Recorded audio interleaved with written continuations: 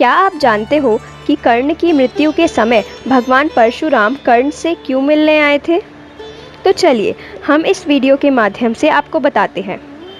दानवीर कर्ण के बिना महाभारत की कल्पना भी नहीं की जा सकती। साथ ही इस बात से भी इनकार नहीं किया जा सकता कि कौरवों के सेनापति कर्ण स्वयं के प्रतिद्वंद्वी अर्जुन से भी बड़े धनुर्धर थे, जिसकी तारीफ भगवान श्री कृष्ण ने की थी।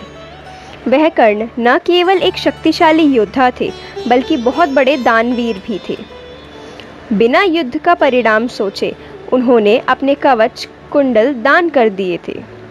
लेकिन कहते हैं कुसंगति का असर घातक होता है, और यहाँ पर कर्ण और दुर्योधन की मित्रता का यही परिणाम था, जिसके कारण उन्होंने कई गलतियाँ की, जिससे कर्ण को महाभारत के युद्ध में कमज़ोर बना दिया था।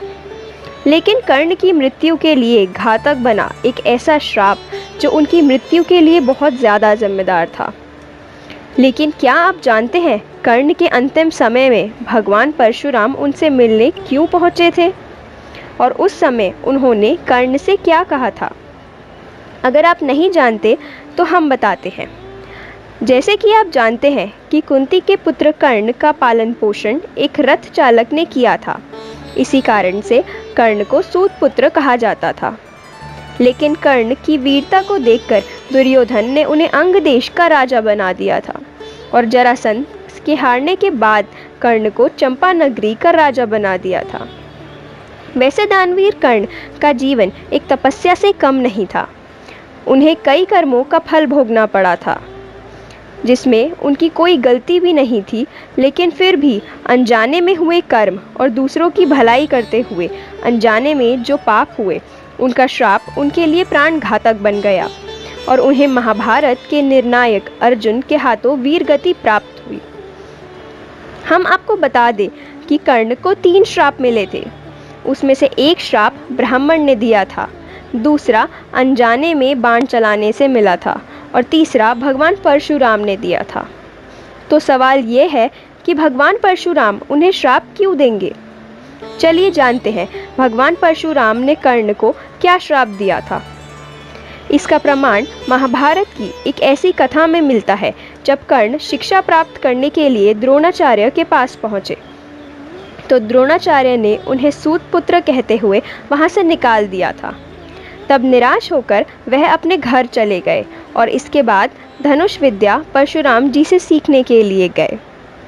परशुराम जी ने किसी क्षत्रिय पुत्र को विद्या सिखाने से मना कर दिया था, क्योंकि किसी समय उनके शिष्य पितामह भीष्म हुआ करते थे। तब उनके द्वारा किए गए पाप की वजह से परशुराम जी ने उस समय यह वचन दिया था कि आज के बाद वे किसी भी क्षत्रिय को शस्त्र विद्या नहीं सिखाएंगे, क्योंकि उस समय पितामह भीष्म ने एक पाप किया था। जब वह अम्बा, अंबिका और अंबालिका, जो शिवम काशी नरेश की पुत्रियां थीं, उनको ज़बरदस्ती उठा लाए थे और अपने सौतेले भाई चित्रांगद और विचित्र वीर्य के साथ ज़बरदस्ती उनका विवाह करवा दिया था। उसमें से अंबिका और अम्बा ने भीष्म से विवाह करना चाहा। तब भीष्म ने जवाब दिया कि मैं आजीवन ब्रह्मचर्य का पालन करूंगा। इस वजह से वह राजकुमारियां भगवान परशुराम जी के पास अपने न्याय की भीख मांगने के लिए गई।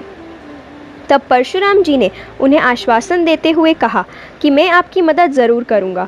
लेकिन वे मदद नहीं कर पाए थे, क्योंकि उस समय भीषण युद्ध हो रहा था और युद्ध का निर्णय नहीं हो पा रहा था।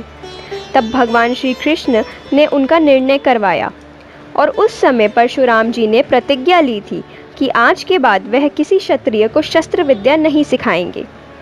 तब से परशुराम जी केवल ब्राह्मणों को ही शिक्षा देते हैं। इसलिए कर्ण ब्राह्मण का वेश लेकर भगवान परशुराम जी के पास पहुँचे, और परशुराम जी ने कर्ण की प्रतिभा को देखकर उन्हें अपना शिष्य बना लिया। एक दिन परशुराम जी शिक्षा देने के बाद बहुत थक जाने की वजह से थोड़ा आराम करना चाहते थे, और उन्होंने कर्ण से कहा कि मैं आराम करना चाहता हूँ। तब कर्ण ने अपने गुरु को अपनी जांघ पर सर रखकर सोने के लिए कहा। परशुराम जी वहीं पर सो गए। तब कुछ समय के बाद एक बिच्छू आया और कर्ण की जांघ को काटने लगा। उसने डंक मारना शुरू कर दिया, जिससे कर्ण की पीड़ा बहुत असहनीय हो गई थी। पर वह करते भी क्या, अगर वह अपनी जंघा को हटा लेते तो गुरुदेव की नींद भंग हो जाती। तो इस कारण कर्ण ने जंघा नहीं हटाई। बिच्छू के बार बार डंक मारने की वजह से गरम गरम खून निकलने लगा और वह गरम खून परशुराम जी के शरीर पर पड़ा। तब परशुराम जी तुरंत खड़े हो गए और परशुराम जी ने कर्ण से कहा कि इतना घंघोर पीड़ा कोई ब्राह्मण कैसे सहन कर सकता है। ऐसी पीड़ा सहन करने वाला कोई ब्राह्मण नहीं हो सकता।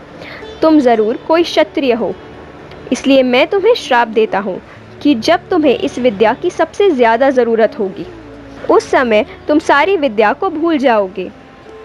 इस तरह परशुराम जी ने कर्ण को श्राप दिया। और जब कर्ण और अर्जुन का कुरुक्षेत्र में युद्ध चल रहा था तब परशुराम जी के दी गई विद्या को कर्ण भूल गए, जिसकी वजह से कर्ण की मृत्यु हो गई थी। महाभारत युद्ध के बाद जब कर्ण अपनी अंतिम सांस ले रहे थे तब भगवान परशुराम जी उनके पास आए थे और उन्हें कहने लगे कि इसी दिन के लिए तो मैंने तुम्हें श्राप दिया था। हे कुंती पुत्र, तुम्हें इस युद्ध में हारने के बावजूद कुछ भी नहीं मिलेगा। अगर तुम वासुदेव कृष्ण के होते हुए युद्ध में जीत भी जाओगे तो भी तुम कंगाल हो जाओगे। इसलिए दानवीर कर्ण, विजय पर सिर्फ पांडवों का अधिकार है और ना कि तुम्हारा। तुम दान देने के लिए प्रसिद्ध हो, ना कि लेने के लिए। इसलिए अपने भाग्य से संधि कर लो। अभिमन्यु की हत्या में भाग लेकर तुम दुर्योधन के कर्ज से मुक्त हो चुके हो और सब कुछ जानकर भी अनजान ना बनो हे पुत्र। मेरे आशीर्वाद की छाया में आ जाओ और याद रखो, मृत्यु लोक हो या स्वर्ग लोक, जब वीरों और महावीरों में तुम्हारा नाम लिया जाएगा तो सब वीर खड़े होकर तुम्हारे नाम की जय जयकार करेंगे। यही थी परशुराम के द्वारा कर्ण को मिले श्राप की कथा। अगर आपको ये वीडियो अच्छी लगी हो तो वीडियो को लाइक करें, कमेंट करें और अगर आप हमारे चैनल पर पहली बार आए हैं तो चैनल को सब्सक्राइब करें। धन्यवाद।